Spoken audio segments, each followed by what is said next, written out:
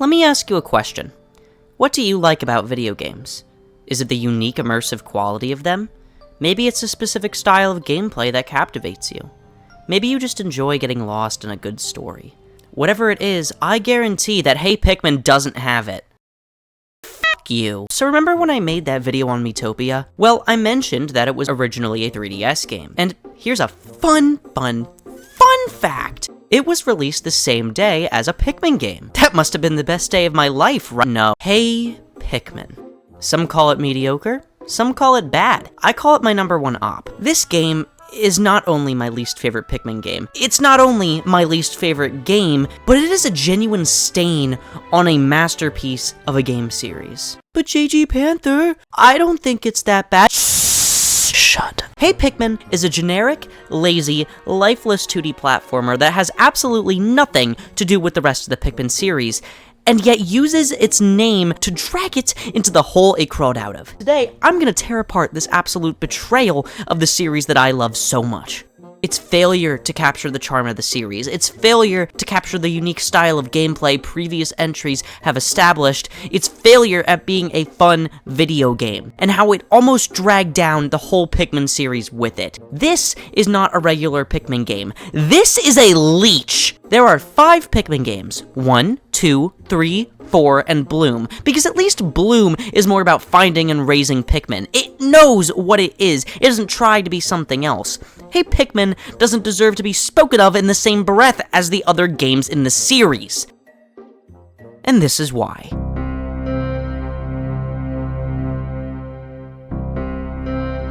So Hey Pikmin starts out with Captain Olimar flying through space when a meteor shower hits his brand new ship and he crash lands on an alien planet. When he lands the ship, the SS Dolphin 2 explains that the energy source for the ship, Sparklium, has completely run out, and we're gonna need to collect 30,000 of the stuff to get off of the planet. Luckily, we have the help of the Pikmin to achieve this goal. Okay class, now, what's wrong with this? Yes, you in the back. That would be everything, teacher. Very good, A+.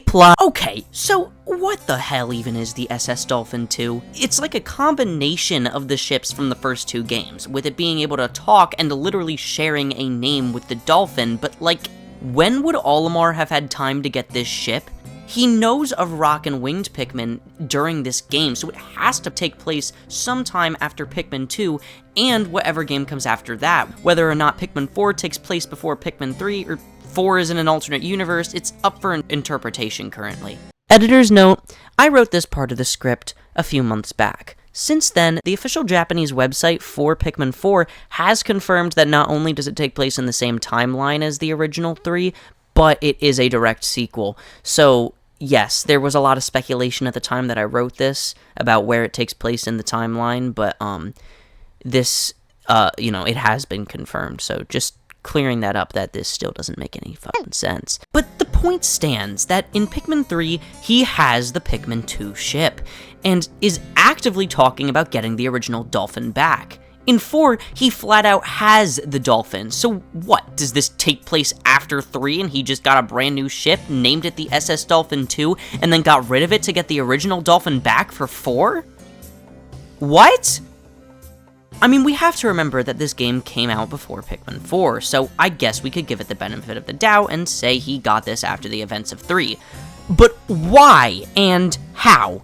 And what the hell is Sparklium? Obviously, this is explained better in Pikmin 4, which is one of the many things that Pikmin 4 took from this game and made into actually good mechanics. But in this context, what, do we power the ship with acorns? This isn't even mentioning the huge elephant in the room, that this planet is not PNF 404. So we can collect all these treasures with resemblance to real-world objects, and yet we're not on Earth? Or is this planet Earth and PNF 404 is a different planet? Well then, what's with the treasures in Pikmin 2 then?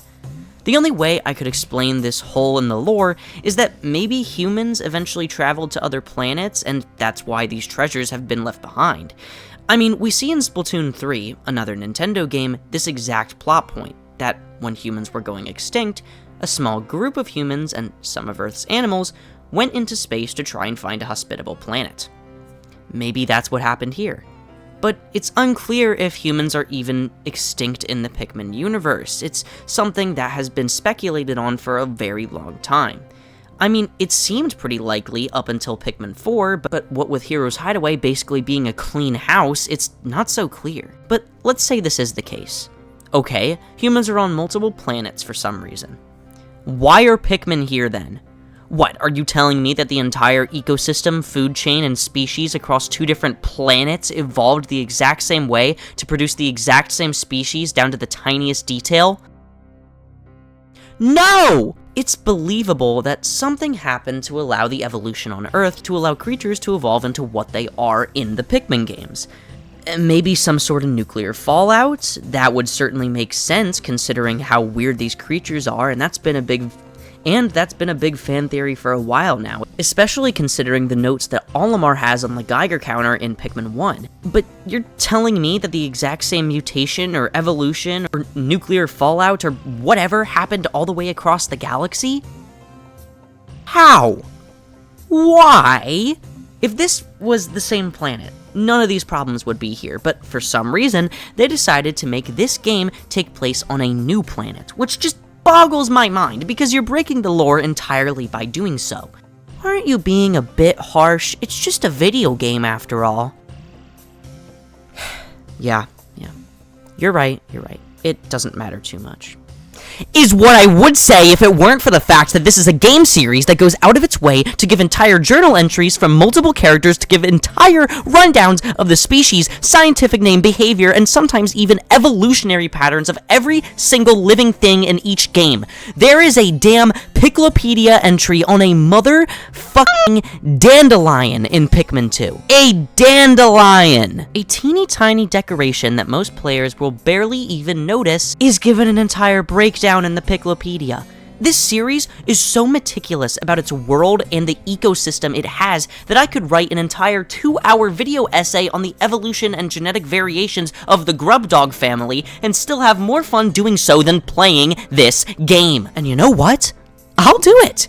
If this video reaches 1,000 likes, I will make that video essay, and I will go into such detail that it puts this game to shame. For a game series that goes into so much effort as to create an entire evolutionary line for a fictional ecosystem of creatures, you'd think this game would make more damn sense. But let's put all of that aside. Let's give this game the extreme benefit of the doubt and say Pikmin and all these other creatures just so happen to evolve in the exact same way on a whole other planet.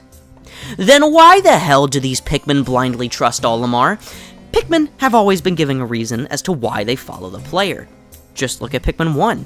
In that game, Olimar saves the Pikmin from the brink of extinction by activating the onions after his crash landing.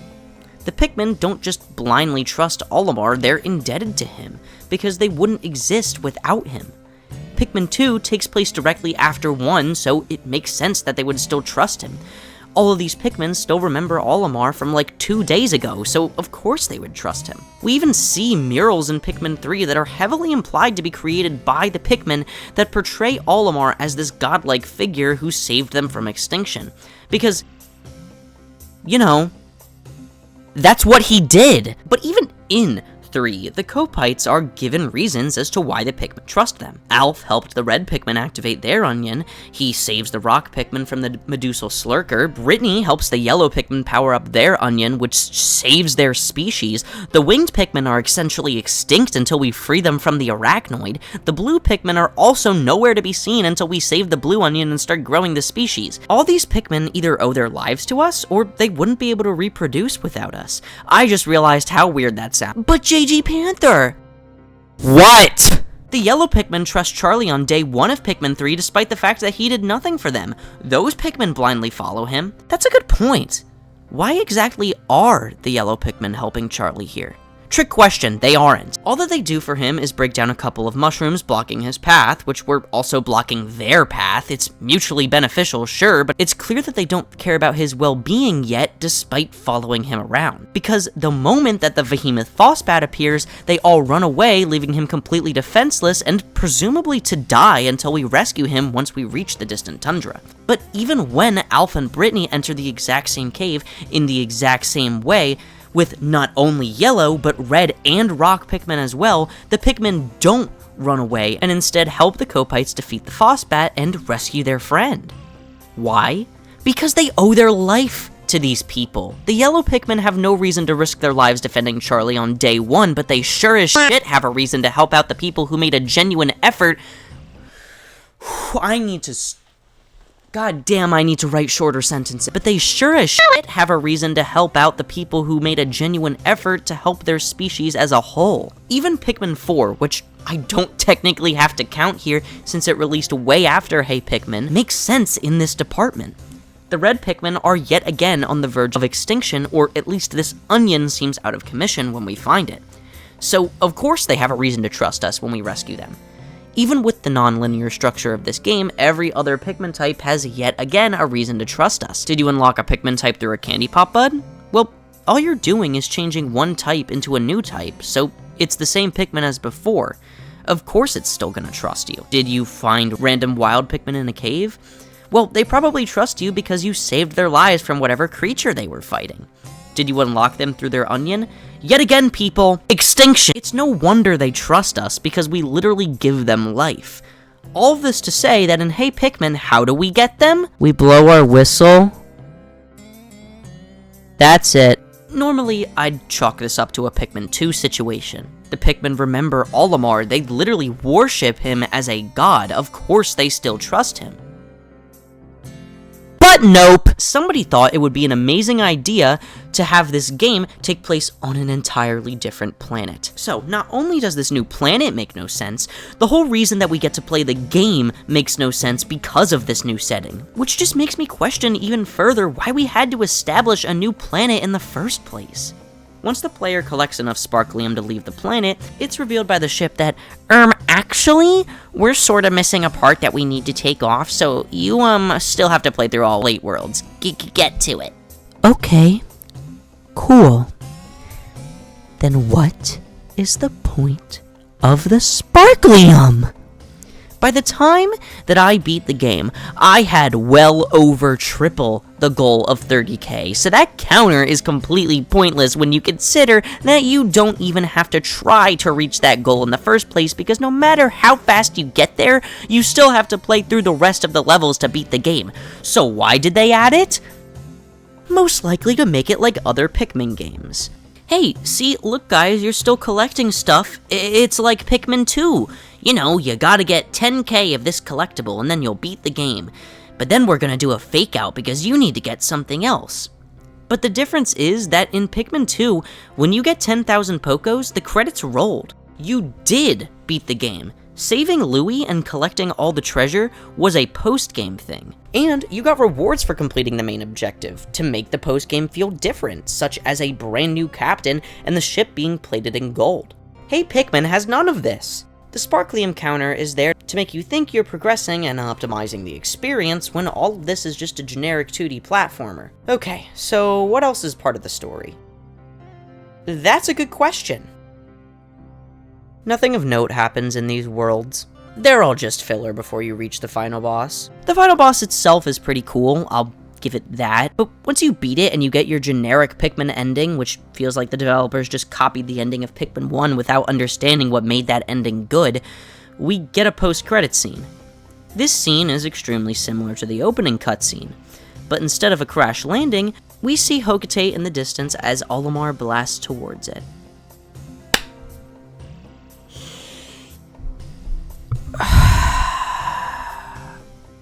Okay, so, let's address the elephant in the room. One of the ways in which Pikmin fans have attempted to connect this game to the overall timeline is to use this ending scene to imply that the events of the game were all a dream that Olimar was having after falling asleep at the wheel.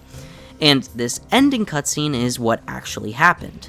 While I would love to believe this idea, and I actually think it makes a lot of sense in terms of what the game provides us with, like, it's been proven scientifically that dreams use familiar elements of everyday life and combine them to make something new. This would explain why this new planet is so similar to PNF 404. It's something that Olimar is dreaming, so it just uses creatures and environments from that planet to fill in the gaps. This does solve a lot of inconsistencies, and makes it so I don't have to think about this game when discussing Pikmin lore ever again. However, if this ending cutscene is the only real part of the game, why is he still in the SS Dolphin 2?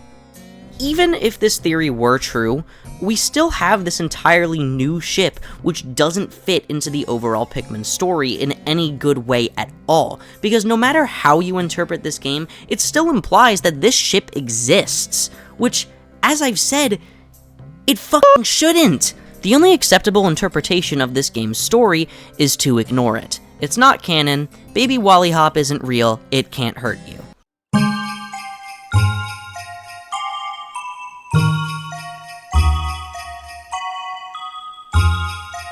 Can someone explain to me why I started off this section with the words, "Alright, let's keep this short," and yet this is one of the longest sections in the video? Alright, let's keep this short. Hey Pikmin isn't a Pikmin game. It plays absolutely nothing like one. Let's go over the structure of the average Hey Pikmin level, shall we? Olimar lands in a level. You walk around until you find Pikmin. Now, blow your whistle vaguely near them. Okay, now they're yours, hooray. By tapping the bottom screen, we can now throw Pikmin to solve such riveting puzzles as Way Down the Wait, or to attack such iconic enemies as Bird, or to collect such great treasures as Super Mario. Okay, wait, this is actually kind of cool, what? Here's the issue, though. It doesn't feel natural. Pikmin are nowhere near as adept or versatile as they are in the rest of the series. You can't leave them anywhere to do something on their own. No, you simply have to use them. They act more as abilities or power-ups in a 2D platformer than actual Pikmin. You throw them somewhere where they can't do anything, they'll just walk back to you with zero prompt. When they're carrying something, they simply walk over to you. There's no home base. When you're solving a puzzle, it's always a simple barrier that requires a certain amount of Pikmin. Speaking of certain amounts of Pikmin, there's only 20 in each level, which you have to go around and find. Beating a level with Pikmin still alive allows them to go to the Pikmin Park, which is where the onion is, an onion that's already mixed together in the style of the Pikmin 3 Master Onion. This game also soft confirmed purple and white onions because you can see those colors in the mixture. But those types aren't even in this game to begin with. So that's super confusing and pointless. Once Pikmin are in the park, they can collect Sparklium for you, requiring real-world time, which is kinda cute. You know, your Pikmin are always hard at work even when you're not playing the game, helping you get closer and closer to that ultimate goal. The goal that doesn't matter at all, but still, it's not a bad idea. You can summon Pikmin from the park to whatever level you're currently in, which is a cool mechanic, and actually feels like a Pikmin game mechanic. You know what? That's really, really cool. I mean, let's say you come across a body of water in a level, but you don't have any blue Pikmin to get whatever's in there. Well, let's call in some from the park. That feels intuitive, and like you're taking the unique aspects of Pikmin gameplay and applying them to a new genre. This feature was locked behind a $20 amiibo.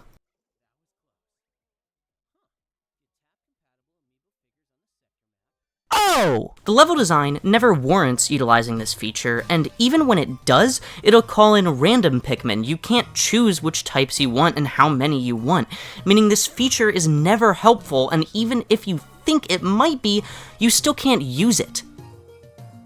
Not to mention the fact that most 3DS models couldn't scan Amiibo without a clunky add-on, which would be incredibly inconvenient to use in the middle of a level when you need extra Pikmin in a pinch.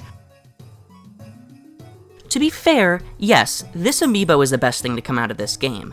It's actually really well designed and pretty cute, if only it were useful in something actually fun.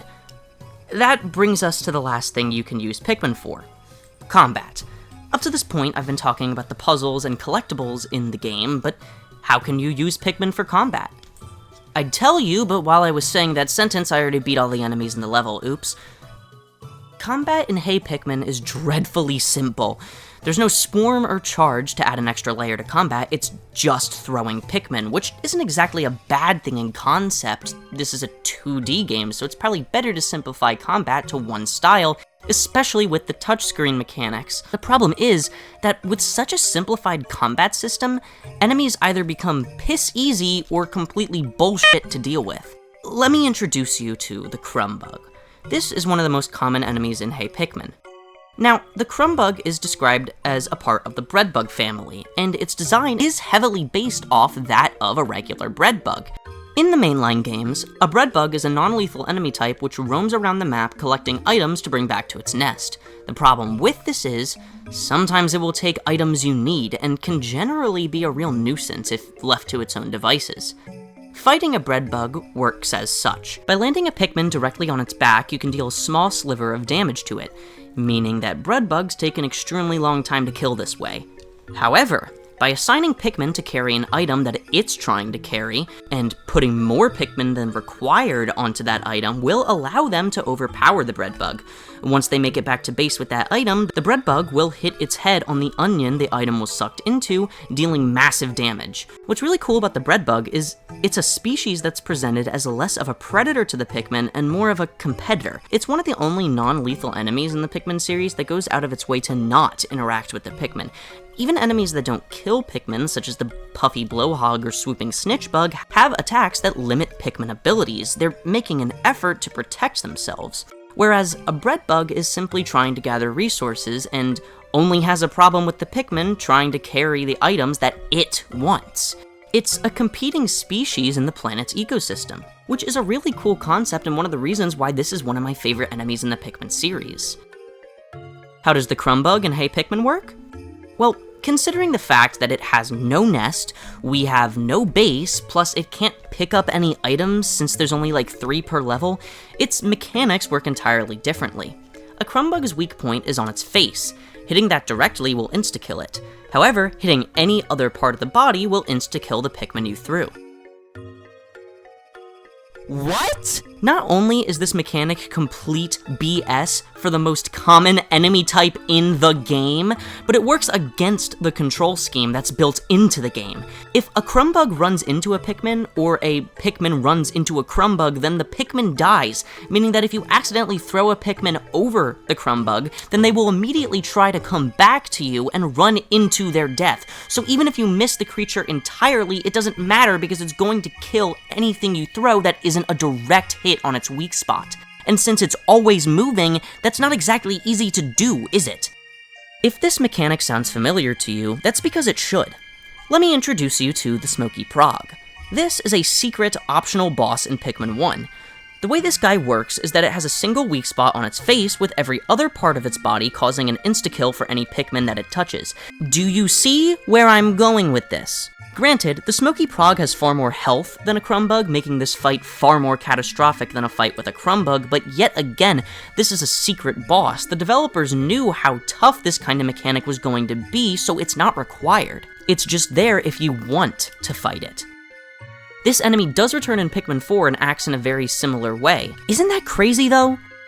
The fact that combat-wise, the crumb bug has more in common with the actual Grim Reaper of the Pikmin series than it does with the enemy type the game says it's related to. The whole point of the Smoky Prog is its challenge level. It's the fact that it does insta-kill Pikmin. Once they're caught in that smoke, there's no way of saving them. Pikmin can't take very many hits to begin with, but almost every other enemy in the series has an attack that's avoidable in some way. Bulborbs have a chewing animation. If you're able to defeat the Bulborb before it finishes that animation, then the Pikmin it was trying to eat won't die. Bulborbs have a faster chewing animation and can eat more Pikmin at a time, etc, etc. The Smoky Prog is different because it doesn't attack. Simply missing and hitting a different part of the body will kill a Pikmin with no chance of saving them. That's a scary mechanic and very fitting for a completely optional secret boss fight. That type of mechanic is not fitting for the most common enemy in a Pikmin game. It's not a crazy difficult boss meant to test your skills, it's an annoyance with no room for failure. It's frustrating, not fun. Other than crumb bugs, every other enemy is the same mechanic. Just throw Pikmin, which seems like a stupid thing to complain about in a Pikmin game, but you have to remember that in a 3D environment, there's more room for failure, and there's more interesting angles that you can throw a Pikmin at to attack an enemy as best you can. Hey Pikmin doesn't have any of this, which wouldn't be a problem if the rest of the game's mechanics made up for it. This game didn't have to be focused on combat, but as it stands, it's essentially the only vaguely fun part of the game, or at least it's the closest you can get to fun. Other than the Pikmin, Olimar has his own control scheme. You can't jump. I'm sorry, did I read that right? The script says Olimar can't jump? You can't jump in a 2D platformer? Yeah, that's right, that's right. Instead, you have this jetpack, which sounds cool, but it's really not. You can essentially just hover in the air for a bit to clear gaps and solve puzzles, but like, the Pikmin can't fly with you, so oftentimes it's utilized for 2 seconds before the game rushes you back to your squad so you can actually play the video game. Winged Pikmin can fly with you, which I'll admit is pretty cool and makes them easily the best Pikmin type in the game, especially since you can just throw them up and have them fly towards something. In fact, blue Pikmin can do this in the water. They can just swim to where you tap, making them also pretty useful. When you're not in a water level, or a level with winged Pikmin, the game is just as boring as ever. My god, is this game boring!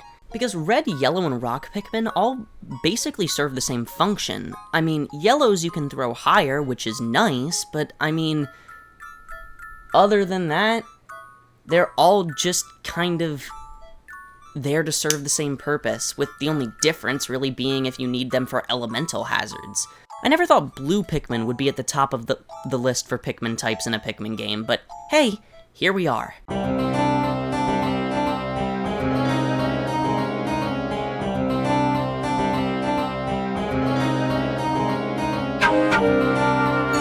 Hey Pikmin is a bad game.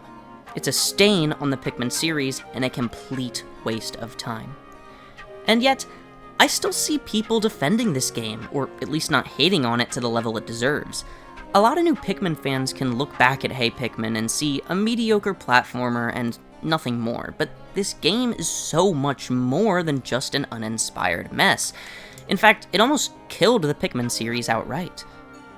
In 2017, the Pikmin community had been waiting for a new game for the last 4 years, and this is what we got. We had been teased about a new Pikmin game since 2015 when Miyamoto said they were working on one and that it was close to completion, but years had gone by without any news on the subject. You have to remember that this game released in July of 2017. The Switch had been out for 4 months. People were expecting to see the next game on the Switch, and not only is the next game terrible, but you release it for a dying handheld? Naturally, Hey Pikmin did not sell well, and we know from so many other Nintendo franchises exactly what this could have meant. What if this was the game Miyamoto was talking about? What if the poor reception of the game tanks the series' reputation, and we have to wait even longer for Pikmin 4, or worse, not get it at all? This feeling of sorrow lasted for 3 terrible years until the release of Pikmin 3 Deluxe, and you have to understand that being a Pikmin fan during that time felt like being punched in the face. I mean, Pikmin fans have gotten a certain reputation over the years for being insane, and this game is a big part of that reason. It killed the franchise for a bit there. But you want to know what really hurts? The fact that so many people aren't even willing to give this franchise a chance because of what Hey Pikmin did. I know so many people who say they don't like Pikmin, and when I've asked what they've played, it's always the demo for that one 3DS game. Because at the time, the only other free way to experience a Pikmin game was the demo for 3 on Wii U. Guess what was the more popular console? Which one kept getting made after even the Switch launched? What do people have more fond memories of? The 3DS! So when Pikmin didn't even get a game on the Switch until 2020, with that only being a simple re-release of Pikmin 3, even though the game did perform well, the damage had already been done. So many people's first impression of the Pikmin series were with Hey Pikmin, because every other game released on a failing home console. At the school I used to go to, I had this one friend who refused to try the demo for Pikmin 3 Deluxe and Pikmin 4, because all she had played of Pikmin was that damn Hey Pikmin demo. This game makes me unreasonably mad. I have had to take mental health breaks from writing this script so that I don't go insane from writing about this stupid f***ing game. It's hard to truly portray to a new Pikmin fan just how terrible this game's existence was for the franchise, but I think the best way to explain it is to compare this situation to a similar franchise. Chibi Robo is another Nintendo franchise which has never done that well, but it has a big following and a dedicated fan base. In 2015, Chibi Robo received its first game in a long time. That game was Chibi Robo Ziplash. This game took the character of Chibi Robo, a character with a whole series of 3D adventure games, and put him in a generic 2D platformer. Do you see where this is going? Ziplash sold horribly and tanks the reputation of the franchise, a franchise that was good, but just never had any opportunity to sell too well. Unlike Pikmin, however, Chibi Robo was never given another chance. Because of the poor sales of Ziplash, the franchise all but died, and we haven't seen another Chibi Robo game to this day. It's situations like this that are what's so frustrating about the gaming industry to me. There are now legions of fans who may never see another game in the franchise they hold so dear, and for what? It's not like Ziplash was another great game. It wasn't anywhere near like any other game in the series, and yet it gets to decide the fate of an entire intellectual property? This is the situation Pikmin fans were worried about, the complete end of the series because of a game that nobody liked in the first place. That may not have happened. We did end up getting Pikmin 4, but that doesn't make up for the years of waiting without any news on the franchise, which were no doubt caused by the critical and commercial failure of this shit stain of a video game. It doesn't make up for the lazy, repetitive, frustrating, boring, and downright deplorable gameplay and story that this game shat out. This is not a Pikmin game. It's not. It's not a Pikmin game. It's not a fucking Pikmin game. It's not a motherfucking Pikmin game. I fucking hate this game so much. Oh my god. I hate Pikmin. It's so holy fucking shit. I hate this game so bad. Oh my god, I hate this game. It's so bad, dude. I fucking hate it. I hate it so much. I hate it so much. I hate it. It's so bad. It's so bad.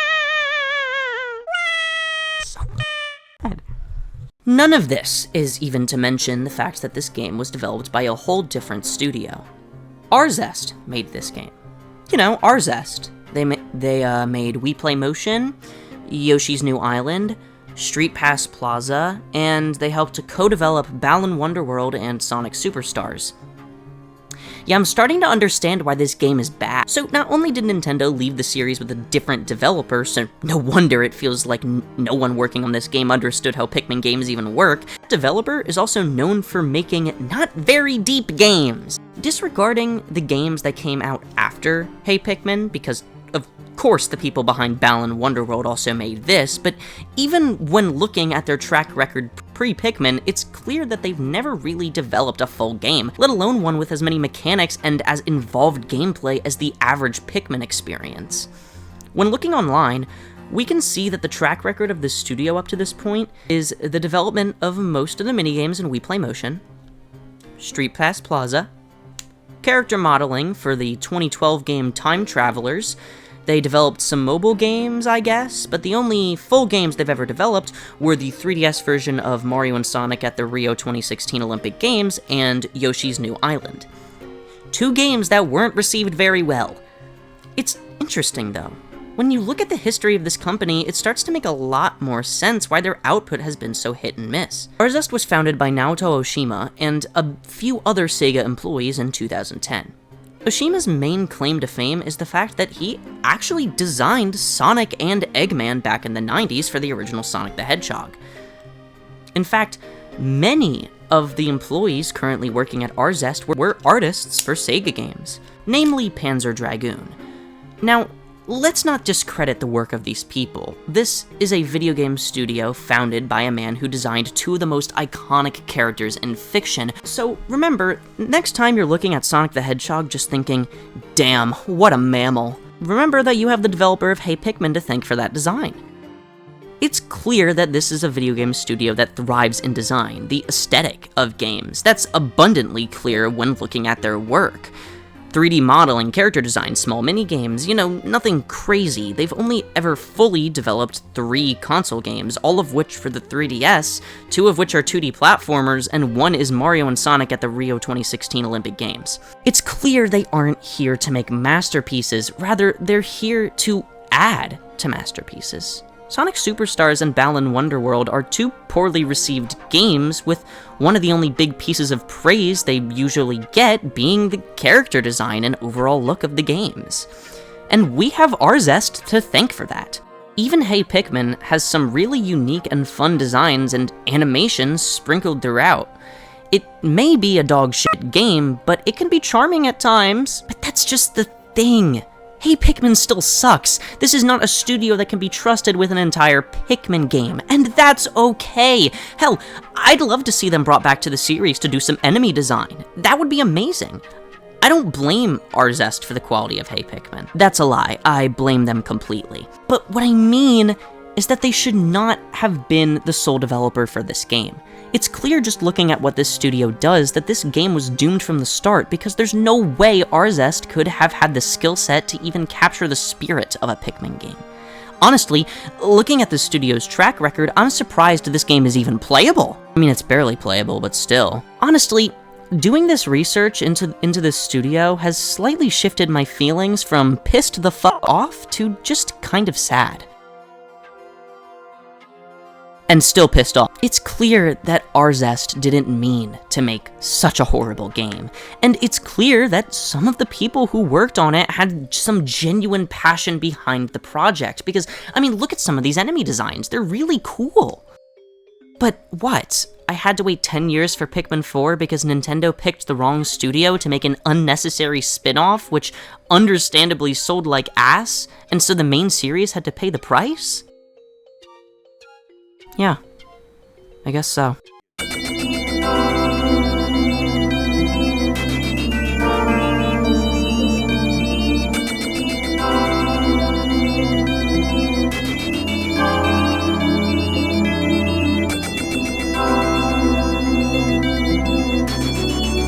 Despite it all, Pikmin is in a really good place.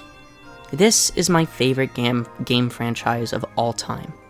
All 4 of its mainline games are in my top 10 games ever. Pikmin 4 is selling really well, and the future of the franchise is looking up.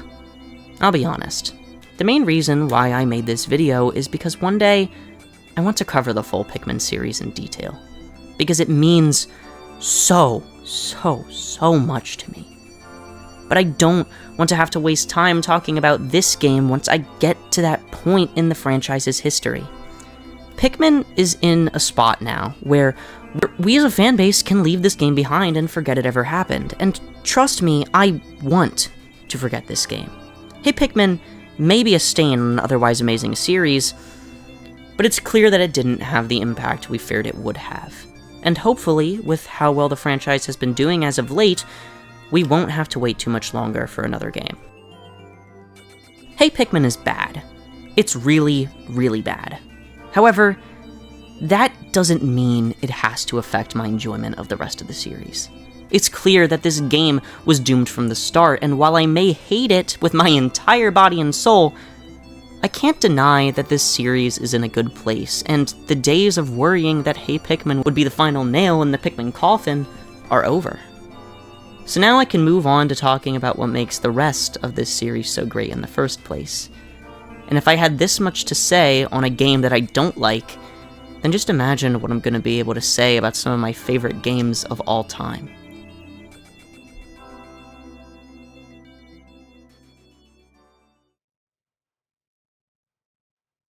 Whoa, it's the end of the video already? That's crazy!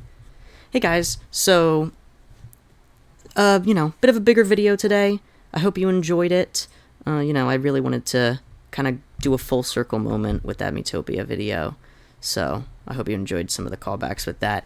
If you're new here, go ahead.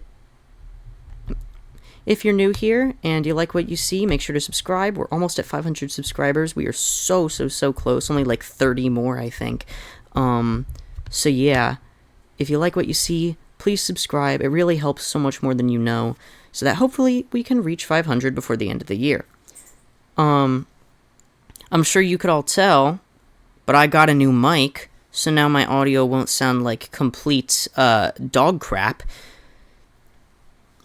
So you know, it's very crystal clear. So let me know if you liked the audio. I'm still trying to figure out a good setting with this thing to, you know, make it the best it can be. So I'm not sure if it sounded great. But you know, let me know how you liked it, I guess, in the comments if you care. But yeah, that's about all I really have to say. Have a great day, everyone. Make sure to subscribe, and I'll see you in the next one. Bye-bye. Hey, JG Panther, you know what? You're not so bad. They were wrong about you. Streets were wrong about you. I think you're pretty cool. You know, they be saying otherwise, but I think you're great.